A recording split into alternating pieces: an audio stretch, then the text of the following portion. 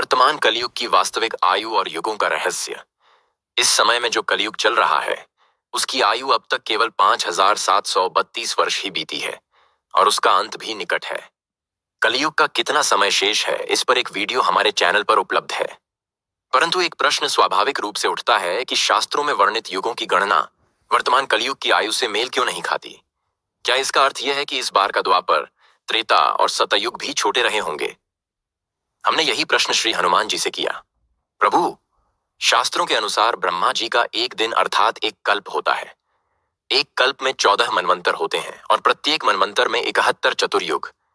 एक चतुर्युग में सत्य युग, त्रेता युग, द्वापर युग और कलयुग, ये चारों युग क्रम से आते हैं।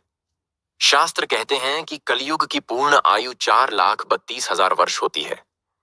द्वापर की आयु सदैव कलयुग से दुगुनी, त्रेता की आयु कलयुग से तिगुनी और सत्य युग की आयु कलयुग से चौगुनी होती है। फिर यदि कलयुग की अवधि 4,32,000 वर्ष है तो वर्तमान कलयुग केवल कुछ हजार वर्षों का ही क्यों है?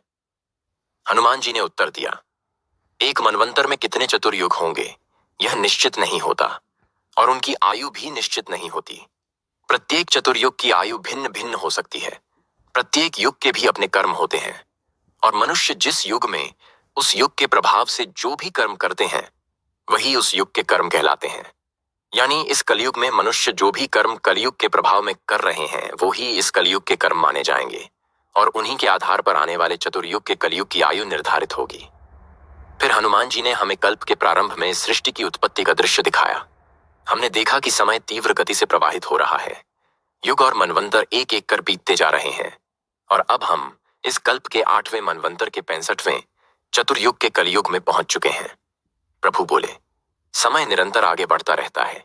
एक कल्प में जैसे जैसे मनवंतर बीतते जाते हैं वैसे वैसे चतुर्युगों की संख्या घटती जाती है और चतुर्युग के चारों युगों की आयु भी घटती जाती है। हमने पूछा, परंतु प्रभु, फिर शास्त्रों में युगों की आयु की ऐसे निश्चित संख्या क्यों लिखी गई है?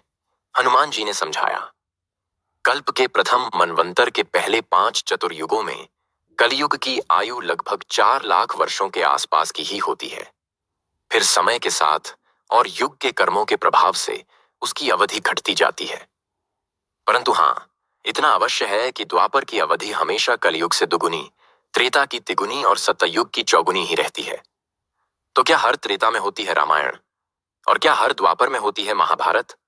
यह अद्भुत रहस्य जानेंगे अगले वीडियो में। चैनल को लाइक और सब्सक्राइब करना ना भूलें।